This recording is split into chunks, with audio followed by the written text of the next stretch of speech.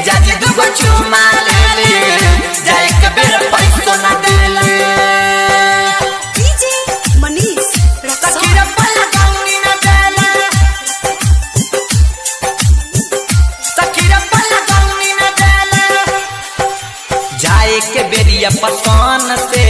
गोड़ हाथ रंगनी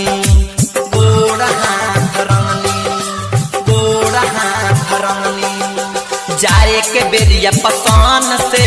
गोड़ हाथ रंगनी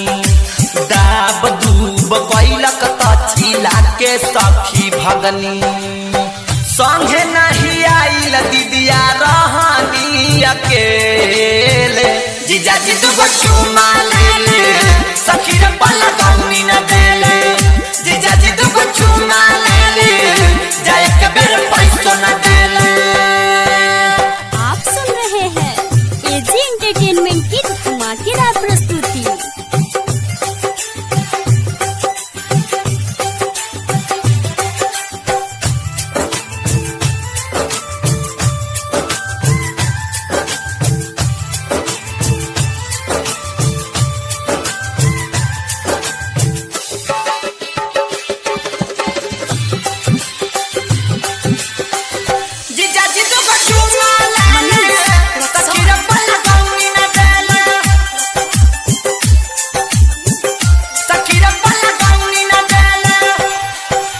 जीजा जी रहले छवदू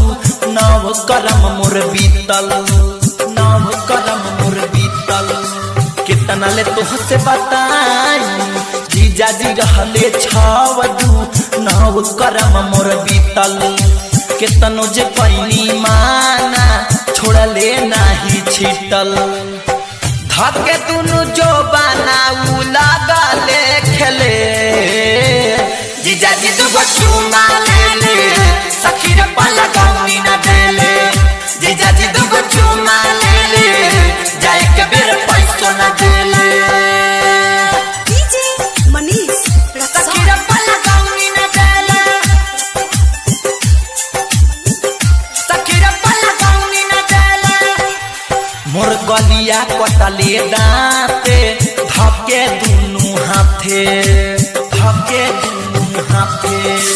आही रे दादा मोर गलिया कटले दांते धके दुनु हाथे हंसिए मजाक में उठवा लगले चाटे देले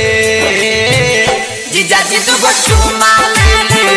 सखी रे पल्ला गाउनी ना देले जीजा जी दुगो चुमा ले ले जाए के बेर पैसो ना देले